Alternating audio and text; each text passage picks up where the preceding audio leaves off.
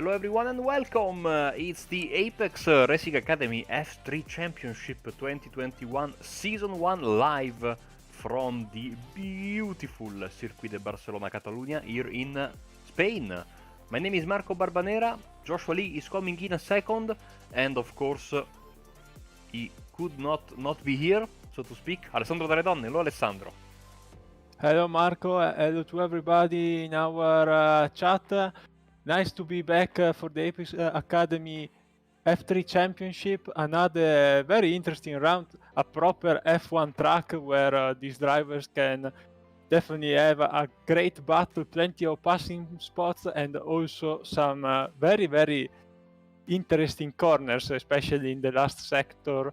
With the new layout as we are running today, there will be a lot to speak. Here are the championship standings of our own broadcasted championship, with Gianfranco Pagotto leading with 52 points, Luca Albon in second place, 45 points.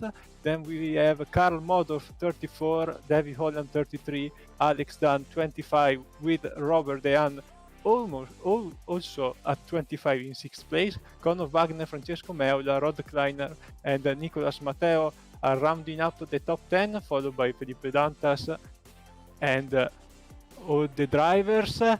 But we are already in qualifying, so let's have a look at the times that the drivers have put already. It's Flavio Dantas, the Brazilian driver, leading by a mere 1,000 of a second on David Holland, who already had a strong qualifying compared to last week, where he had a few issues, and Stratos Kirlakidis in third place, actually fourth place right now, because it's Luca Albon in first place right now with a 1:37.480, fastest lap of qualifying so far for the English driver with his beautiful Valentino Rossi livery. Let's have a look at the drivers that are coming now to the start finish line. Dorian Tabachnik doesn't put the car in the top spots, but is in 14th, and Gianfranco Pagotto, one of our leaders in the standings of our own broadcasted championship, right now in 6th. He has to improve, and he does, especially in the last sector, and he is our pole sitter so far with a 1:37.0. Spencer Kirlakidis and Dantas across the line, and Dantas gets back his first position, 10,000th of a second on Pagotto. So second lap definitely is the lap you aim to do your best lap. It is absolutely, Alessandro. You know, I think that this is not... look at David Holland with a fantastic lap as well. It's not like F1, I would say, but still not going to be very easy to pass around here. So a good qualifying session is absolutely good. Look at Luca Albon. He was in first, now but down to 14th, now back to second. 19 1,000ths of a second back from the pole position spot. Khachashvili also is coming to the start finish line, and he will be 18th. Who do we have left? We have Diego Acevedo from Brazil. He's in the final sector, still without a valid lap time. Also Tabachnik coming across the start finish line right now, and he moves up to 16th place. So we have Diego Acevedo, and I think that's it for qualifying. We had Premislav Pienacek, who didn't score a valid lap time, also as Vitolo Garcia and Marcos Lucio. Some drivers might, Marco, decide not to qualify, especially drivers with higher numbers, to avoid the carnage if there is in the opening corners, considering also this car takes a little bit to warm up the tires, as we had proof in this qualifying, where the drivers scored a much better lap time on the second flying lap. So we are getting closer to the end of qualifying. Only one car on track, as you were saying, Nick Harty, but he's on a very slow lap. And so he is basically not going to make it in time. Of course, when the clock hits 8, we are absolutely going to go to the race session, and he also spins, and that will be that for his qualifying and our qualifying as well. Quick look at the weather. 74 Fahrenheit in the air, it's 77 on the track, so good weather for racing. 7 miles per hour of wind, only 22% humidity. Looks like, Alessandro, perfect conditions for racing. Speaking of racing, I think we have the starting grid for this race, and after the starting grid we are going to have our very own Josh Foley. Yes, indeed, David Holland from Delta Sports U4K is our pole sitter today in front of Luca Albon. So we have following Flavio Dantas in third, Gianfranco Pagotto in fourth, Adrian Falcon in fifth, and Thiago Spencer in sixth. Rod Kleiner, Status Kirlaktisis, Lucas Tellman, and Emil Bernstorff round up our top 10.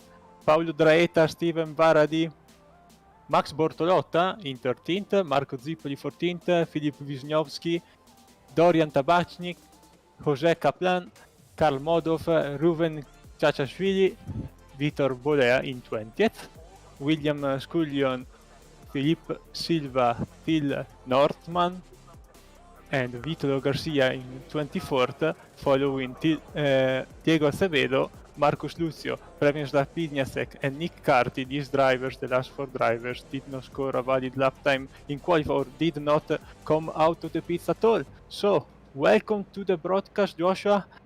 Nice to have you here. A bit of hiccups with iRacing for you today, but mostly you are here for the start, which is super important, and we're very happy to have you with us. Yeah, the iRacing updates kind of caught me with my pants down there before the broadcast. They were taking a little bit there.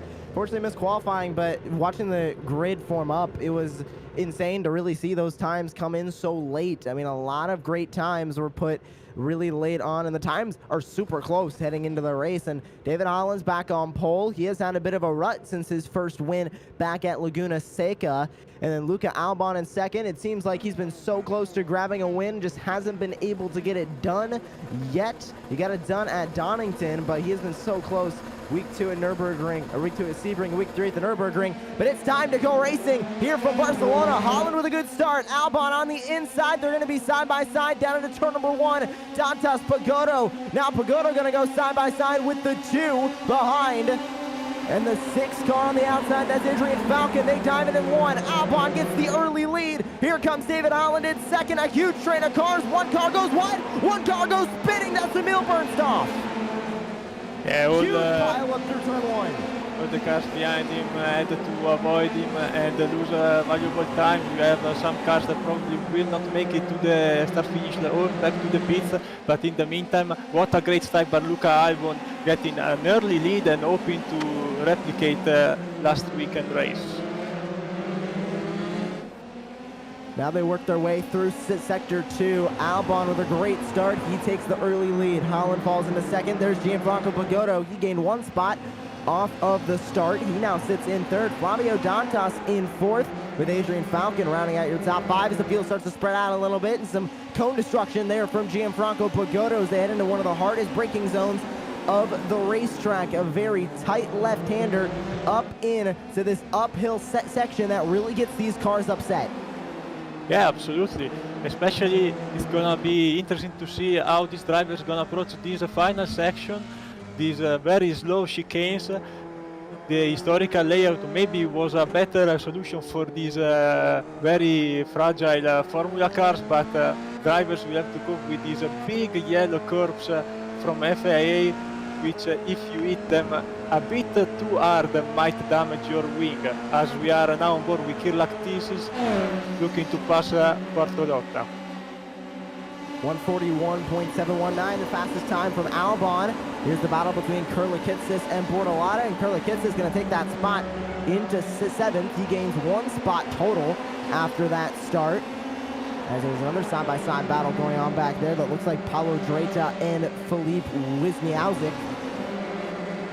There they are. There's the 25 of Ruben Chachashvili and the 4 of Karl Modov going battling into turn number 4, where the 2 Mercedes collided back in 2016. And Marcus Luzio also joining this battle in the 22. This looks like a battle for 13th as the 1 car, the 25 of Ruben Chachashvili locks up there. In the meantime, we have a few cars coming by pit road to fix the damage from the first few corners. We had Emil Bernstoff, Thiago Spencer coming right now out of pit road, so they managed to fix the wing, and also Filipe Silva. Now, in the meantime, also Victor Bolea and Dorian Tabachnik, I think, won't be able to rejoin the race as they are still in the pits, so it's probably race over for them.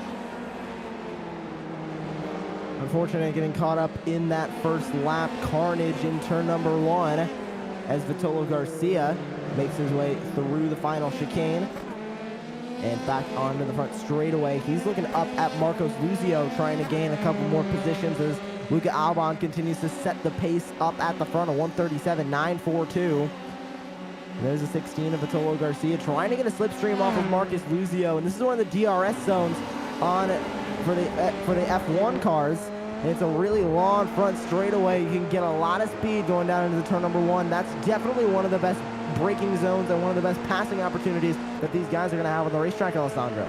Yeah, absolutely. I think right now, especially in this group, it's going to be difficult to make passes on the main straight because everybody has a little bit of top, so it's going to be difficult to be already side by side at the start of the braking zone. But if the draft breaks up a little bit the pack, you can, I think, with a very good exit, try to pass on that straight. But it's going to be difficult and interesting to see if also some drivers approached this track with a different aero combination.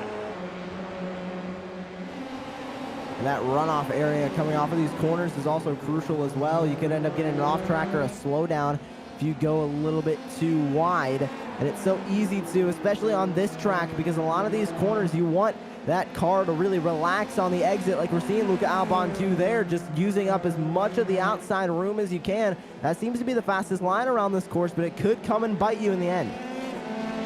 Yeah, absolutely. You need to be very careful, especially in these opening laps where tires are not 100% in optimal conditions. So drivers need to be very careful as Holland sets the new fastest lap of the race with a 1:37.225, but it's pretty much identical to all the drivers around, so we are set for a great battle. The drivers are still a bit not compact all together, but they are maintaining the same distance, so we are set for a great fight here in the top 10 positions. Everybody is looking very, very tight. They continue to race on a lap 4. David Holland across the line now sets the new fastest lap, a 1:37.23.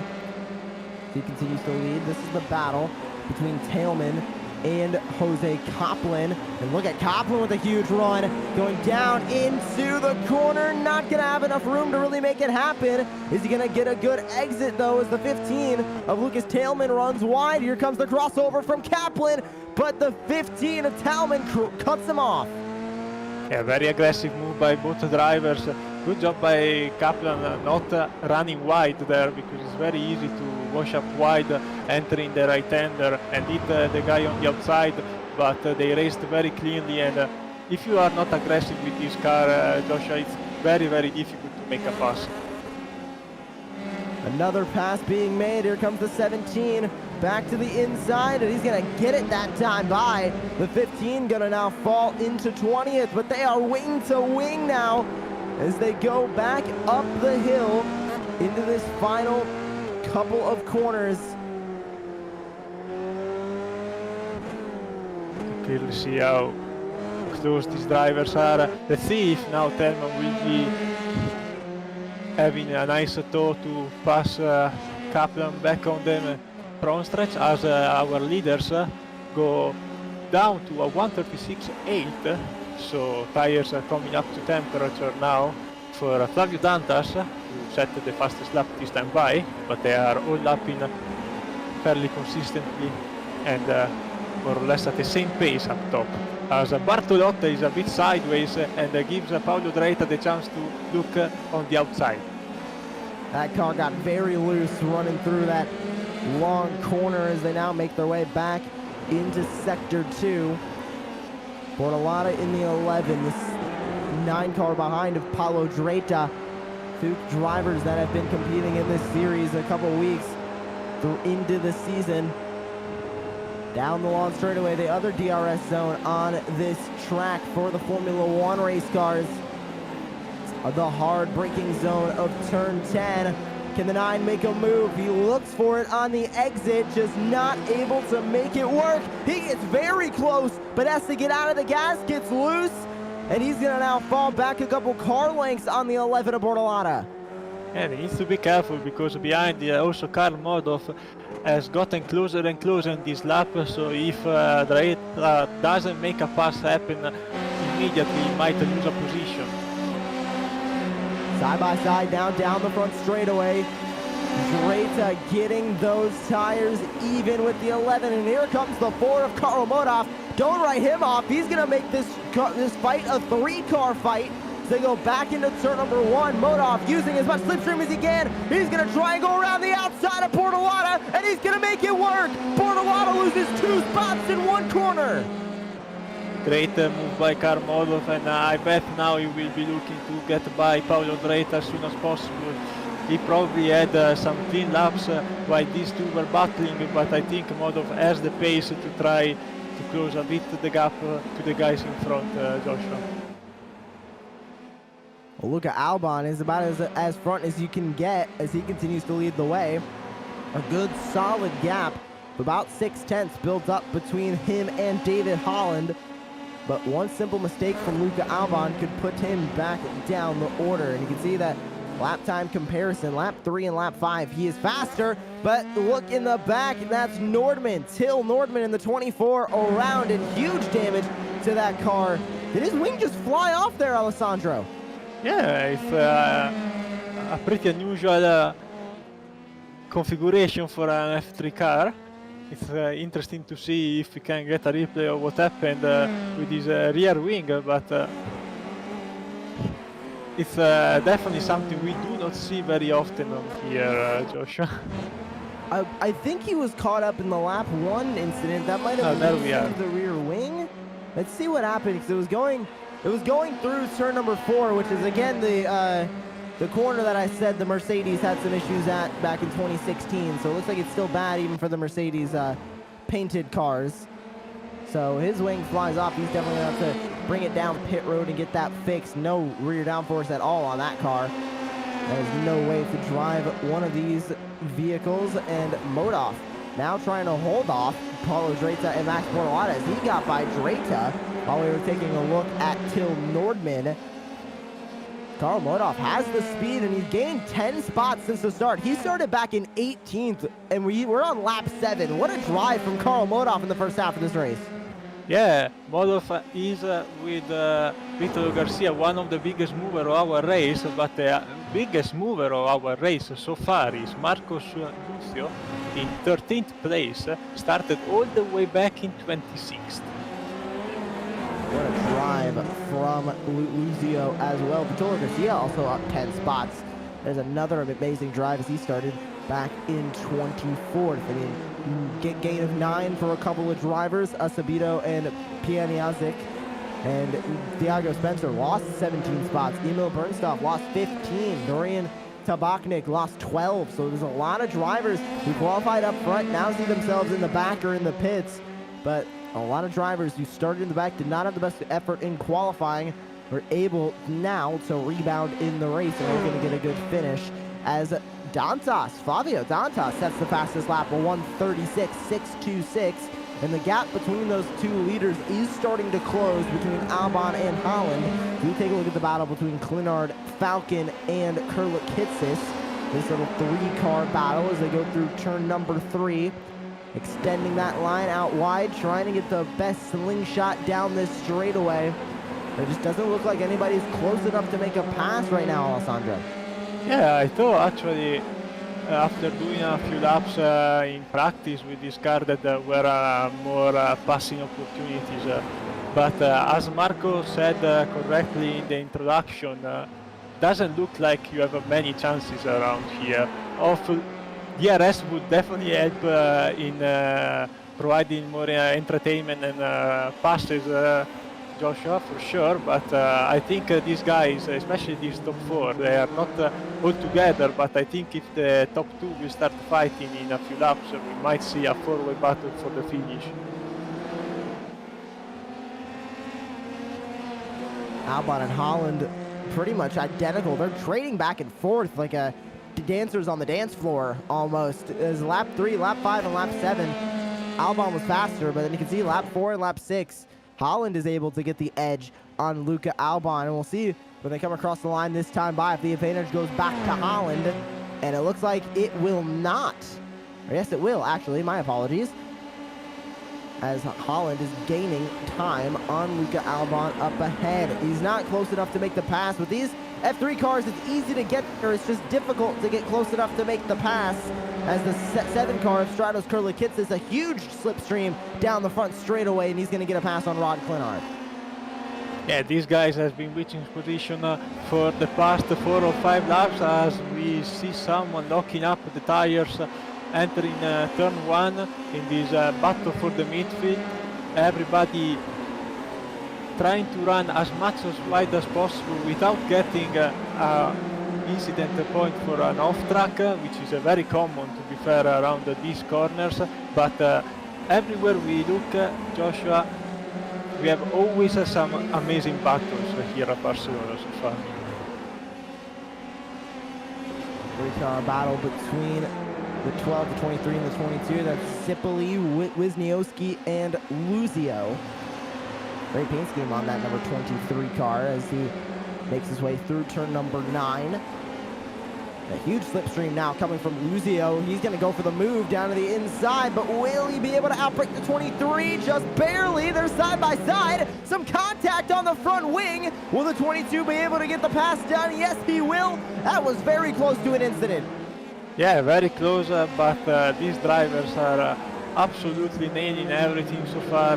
Great racing, great respect between the drivers, because it's very easy to get contacts in these tight corners, as Garcia is now looking to pass Wisniewski back, entering the main straight. He had a great exit. Wisniewski touched gently the yellow curve onto the inside of the chicane, and now Garcia has the slipstream of Lucio to try and maintain P13 as he gets passed back.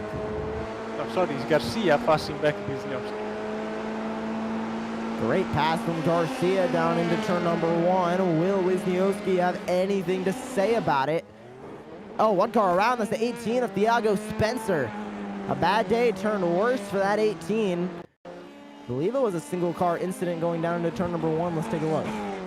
He had already issues in the opening lap and clipped the yellow curve, which is always very dangerous, and there he went. Quick 360 and back onto the track. And another replay here with Tailman in the 15. Oh my, he's getting pushed way down. Oh my goodness! Splits the 24 coming off of the pit road. No incident, but the 15 going off track there to try and avoid an accident. Unbelievable move down into turn number 1. But your leader remains Luca Albon, Holland in 2nd, Gianfranco Bagotto 3rd, Fabio Dantas 4th with Adrian Falcon. Rounding out your top 5, no change there for the past couple of laps, as we now have 5 laps to go here in this race. We'd like to remind everybody that if you are racing tonight here in the Apex Racing Academy F3 Championship, if you are one of the 28 drivers who took the grid here, we encourage you to join our Discord, the Apex Racing TV Discord. We are looking to interview if you finish in the top 3, or if you finish really anywhere in the field today. we're looking to get an interview for you post-race. So make sure you head into the YouTube chat, join our Discord, and hop into our interview waiting room, and we'll be ready to take you for an interview post-race. So make sure you join the Apex Racing TV Discord. We'd also like to really quickly thank a couple of our sponsors as we are on 5 laps to go. Continue to watch this battle for the lead between Luca Albon and David Holland. And first sponsor being Virtual Racing School.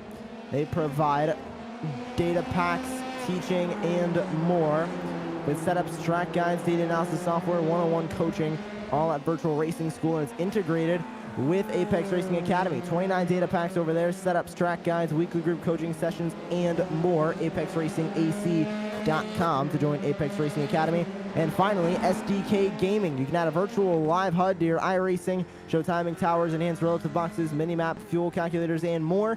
You can stream with the most complete overlay in iRacing, either on Twitch or in your league broadcasts. You can head to sdk-gaming.co.uk. As we look at this battle for the lead, the 11 going to the inside of the 9. It's Bortolata versus Drado once again, as they're going to be side by side down into the braking zone for turn number 1. 4 laps to go. Bartolota had a very nice exit, and he stays in front of Drata entering turn 1, so great move by the Italian driver, as the gap to Kleiner in front has opened up by 2 seconds, so he's definitely very fast and he's about to catch a Kirlach thesis. So great recovery for the American driver, as we are back with Luca Albon and David Holland still separated by half a second, so the gap didn't change in the past 3 or 4 laps. Their pace is very, very similar, and also Pagotto and Dantas are right there. 1.5 seconds is the gap from Albon to Pagotto in 3rd place, so if the 2 leading drivers will start a battle, they will be ready to profit from any tiny mistake from these 2. And a mistake for Albon right now is going to mean that he was probably going to lose that spot to David Holland. I mean, it's already very close coming down the front straightaway. Now 3 laps to go. You can see just how much Luca Albon has to try and break the slipstream of David Holland, and he's getting so close. He's having to do what IndyCars do on the front straightaway and back straightaway at the Indy 500, just trying to break any slipstream that they are creating. But Holland is staying in it, and he has an opportunity to make a pass going down into turn number 4. Question is, will he take it? More weaving from Luca Albon. They go back into turn number 4. No pass being made, but he's right there. He might have a look to the inside. Not going to get there. In this section, it's very difficult for Holland to make a pass, as the pace is very similar between the 2. It will take probably a mistake by Albon exiting a corner, but if he stays a little bit closer exiting the last corner, I think Holland might have a chance at the end of the main stretch, at the front stretch. And Albon needs to be careful also with the weaving, because if he does it when Holland is just a bit too close, might result in some contact. So it's something we do not want to see, as this battle is setting up to be very, very interesting for these last 2 laps. Back into the final chicane goes Holland and Albon, and this is where the true test of Albon's going to come in. A little bit of a clip on the inside yellow curve from Holland. We've been talking about those all day, really being detrimental to the speed. Now Holland is back on the front straightaway. Will he be able to close the gap more? That gap widened after that small mistake from Holland. Now it's 5/10. It was 1/10 last time by. 2 laps to go. Holland has fallen off a bit.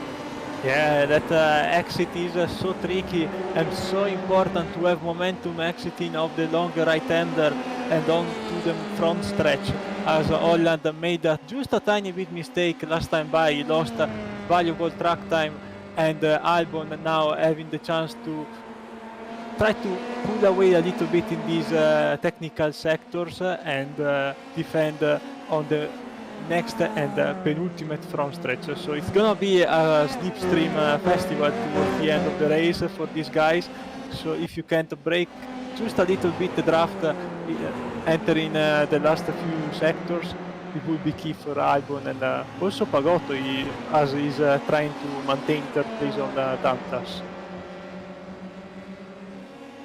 And Dantas fighting for third. This has had no change in the top 5 since really lap 1. This is kind of how they started the race. Only positions changed were Albon moving up into first, Holland into second, and Pagotto up into third, with Dantas back into fourth. Adrian Falcon has been in 5th the entire day, and nobody has been able to get their way into the top 5 other than these 5 right here. As this time by, Albon's going to take the white flag. Will he be able to put it all together and go 2 in a row here in the Apex Racing Academy F3 Championship? Across the line, he takes the white flag. The gap, 0.6 of a second. A brand new fastest lap for Luca Albon, 1:36.576. He's trying to bring it around one last time. Yeah, fantastic lap by Luca Albon. At the right time, he pushed very hard and set an amazing lap time, profiting from that mistake from David Holl at the end of lap 13, as he's right now approaching the last lap with a 7/10 gap, which if he doesn't make any mistake will give him this second win in a row, as Pagotto is still 3/10 ahead of Dantas, so it doesn't look like the Brazilian will have a chance to make a pass if the Italian brings the car home without any mistake. He works his way through the middle sector of this racetrack.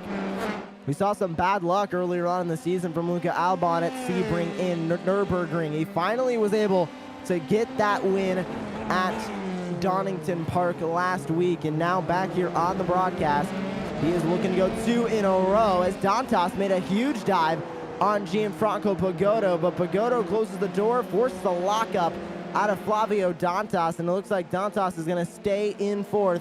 But through the final chicane, Luca Albon looking to put the icing on the cake here of 15 laps at Spain. Luca Albon is going to take the win, 2 in a row for the 10 car. Holland, Pagotto, Dantas in second, third, fourth position, Falcon in fifth, as we are looking for Draeta, Bartolotta and Zipoli still all fighting, as Bartolotta has to take the inside curve to avoid Draeta blocking him on the exit, and they don't switch positions as the field comes to the finish line.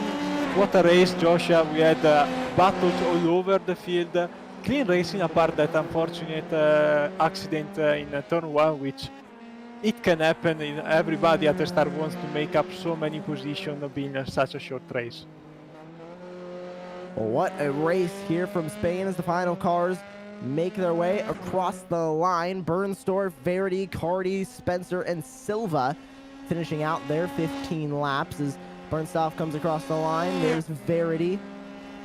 Cardi finishing out in that Napa number 27. And then Spencer and Silva looking to finish out Iago Spencer in the 18. But what a day here at Spain. A lot of carnage earlier on, but we saw a lot of great midfield battles and a long-lived battle for the lead as it stayed pretty much within 1 second throughout the entire race. We would like to encourage anybody from the race watching right now live on Apex Racing TV to hop over into our Discord. Is the Apex Racing TV Discord. Hop into our interview waiting area too, and we will gladly bring you in for an interview and chat about your race. But, I mean, Alessandro, what a day here from Spain as the final cars come across the start-finish line. An exciting day all around. Yeah, absolutely. We had a lovely time here at Barcelona as we have the race results for today's race. Luca Albon is our winner for today. David Holland in second place. Gianfranco Pagotto, our championship leader, for the broadcast championship in third, so valuable point for him also this round. Fabio Dantas in fourth, Adrian Falcon in fifth, Stratos Kirlakitsis in sixth, Rod Klein, Karl Modor with a great comeback in eighth, Paolo Draeta and Max Bortolotta round up the top 10. Marco Zippoli, Marcus Lucio, Vitolo Garcia, Reuven Chachashvili, Filip Wisniewski, Diego Acevedo, Brinislav Pijanacek, William Scullion in 18th place, Jose Kaplan in 19th, and Emil Bernstorff round up our 20th position. Emil Bernstorff, Stefan Varadi, Nick Carty, Thiago Spencer, and Felipe Silva. All these drivers all having issues early on, as Victor Bolea, Lucas Tellman, Till Nordman, and Dorian Tabachnik, who is our last place finisher today in 28, our retiree in the first lap of the race, Joshua. I think we have David Holland, Joshua, in the interview waiting area, ready to talk with us. Let's bring him here. Yes, we do. David Holland, welcome to the Apex Racing TV broadcast booth. It was a close-fought battle with Luca Albon there. I want to start with qualifying because you qualified in first. How was those 2 qualifying laps for you here at Barcelona? Yeah, hey guys, can you hear me? Yes, we can. Okay, sorry, I had to get it switched over from VR real quick. I only heard the last part of that. It was a great battle there with Luca. Man, starting up front there on the outside, it's a little bit sketchy. You really have to nail the start, and I missed it just a little bit, allowed Luca to get up on the inside, and the rest is kind of history from there. I tried to kind of get up on him as much as I could, rattle his head a little bit, but he ended up making no mistakes and drove a really great race, and yeah, big congrats to him. Well, we've seen a bit of a string of not so great finishes from you here in the last couple of weeks. I mean, Nürburgring, you finished down in, I believe it was outside of the top 10 here on the broadcast. It was 18th to be exact. And then last week at Donington, you had a 6th place finish. But coming back and getting second, even though so close to that win, we know everybody in the grid wanted to win. How good was it to come back onto the broadcast and grab a 2nd place finish after a couple of weeks of not the best finishes from you? Yeah, it definitely feels great.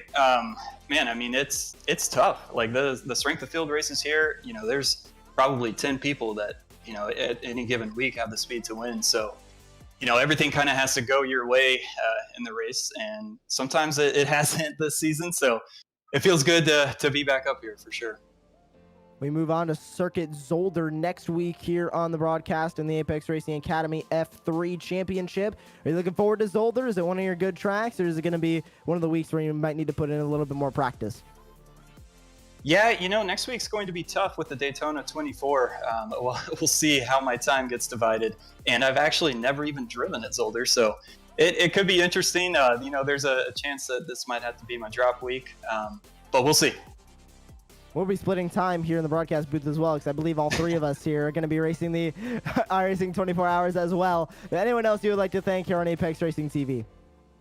Yeah, definitely got to thank the team, Delta Sports, and the team sponsors, Move Up Transportation Solutions, FreeM USA, Race Factory, Unify for Kids, Get Stuck, and of course the series sponsor, Apex Racing Academy. Really appreciate them coming on to broadcast these races. And you guys at Apex Racing TV for the broadcast. Great job. Thank you very much, David Holland, 2nd place finisher here in the Apex Racing Academy F3 Championship from Barcelona. And Alessandro, he really touched on that battle with Luca Albon. I mean, these 2 were so dominant all day, and it was a real life looking battle. I mean, they were not giving each other any slack out there on the racetrack. Yeah, absolutely. I'm really impressed by the driving of all the drivers in the top 4, to be fair, because the race has been, let's say, boring for them because they never had a proper battle after the first lap. But I must say that Luca Albon had a textbook race, not a single mistake, drove perfectly, smooth, no single hiccup, and obviously David behind couldn't make a pass for. Same for the other drivers. So definitely it's gonna be interesting to see how these drivers will compare to at Zolder, because it's definitely a different track. A lot of chicanes, a lot of harsh curves there too. So it's gonna be absolutely another great weekend here on Apex Racing TV. Well, next week we head to Circuit Zolder here on the broadcast and the Apex Racing Academy F3 Championship. After Zolder, we head to Detroit Grand Prix at Belle Isle, then Road America, Okayama, Interlagos, Road Atlanta, and then we cap it off at Monza. for the series. Remember, you can race this series on iRacing, a Class C road license. You can race the Apex Racing Academy F3 Championship and join us every week, 2:15 p.m. Eastern Time on Saturdays. We are broadcasting the top split of the Apex Racing Academy F3 Championship. For Marco Barbonera, Alessandro Dalladone, I am Joshua Lee, and we are saying goodbye from Barcelona. Virtual Racing School was developed to provide support to the next generation of sim racers. No matter if you're a rookie or veteran or what car or track you'll be racing, our goal is to provide training every step of the way.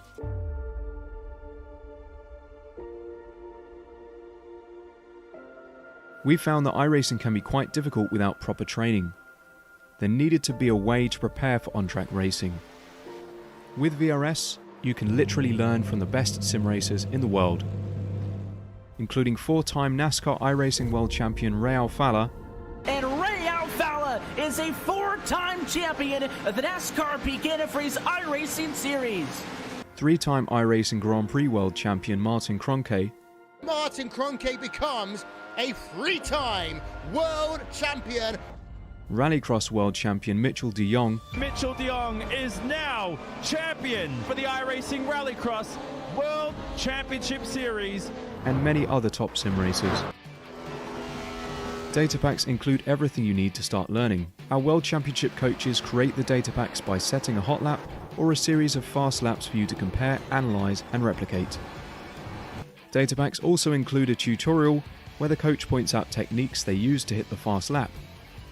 This gives you access to the latest driving techniques and setups before you even hit the track. Sign up for a free account and download the VRS telemetry logger. With this application running seamlessly in the background, your laps automatically start syncing to the VRS website.